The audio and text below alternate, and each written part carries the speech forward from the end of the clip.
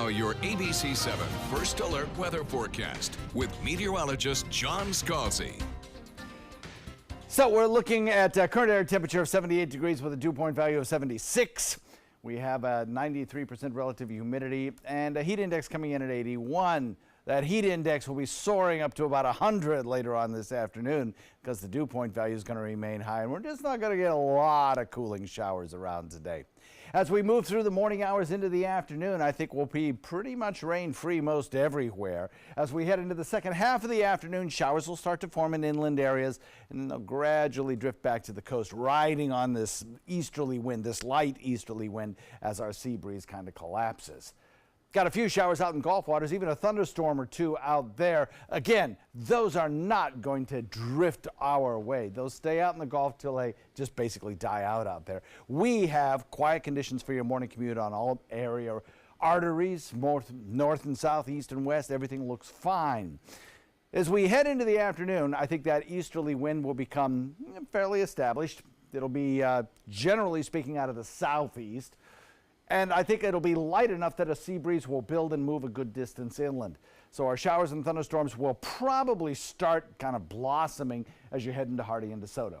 And then those showers will gradually drift closer to the coastline, giving everybody a shot at the rainfall. But the shot is not a great one, only at about 30%.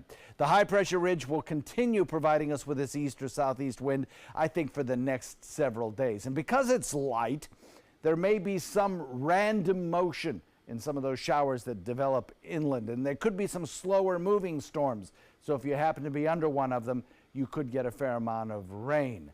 That happened yesterday. Allen Northport got a half an inch of rainfall under one of the storms that developed and moved very slowly. So a light southeast wind develops today. We'll have warm afternoons and then these late scattered showers riding on the easterly wind. Speaking of the easterly wind, we've got some spotter reports from Mote Marine from some of the red tide status beaches that are monitored, some of the beaches that are monitored, giving status reports of intense amounts of irritant in the air at some locations.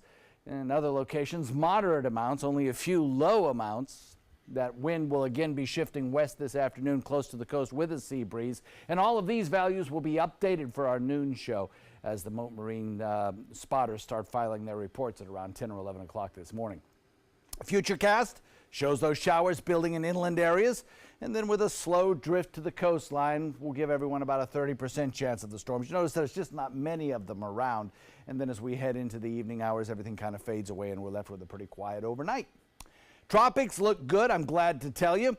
We're not seeing much here that gives much concern. We have what's left over of Isaac. That is continuing to fall apart. Hurricane Center gives that a 0 chance of development. That'll give you a clue of what they're expecting there. Florence, now a post-tropical system, still producing a fair amount of rainfall, but moving quickly out into the Atlantic, poses no threat really to anyone in the next couple of days. Today it's still a rain hazard in parts of the Northeast.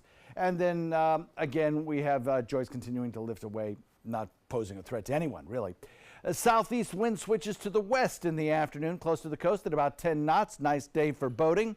Wind shifting back to the east later tonight. 2-foot seas with a light chop. Nice day to be out on the water. Break the heat just a little bit, I think, out there. Otherwise, we're looking at temperatures that will be pretty close to the low 90s. And inland areas probably closer to the mid 90s. Feels like temperatures close to 100. Over the course of the next several days, a 20 to 30% rain chance should do it. By the time we get to the weekend, we'll probably up the rain chance a little bit. That probably will occur on Sunday. And by the way, first day of fall occurs on Sunday, although temperatures will still remain in the 90s for probably the rest of this month.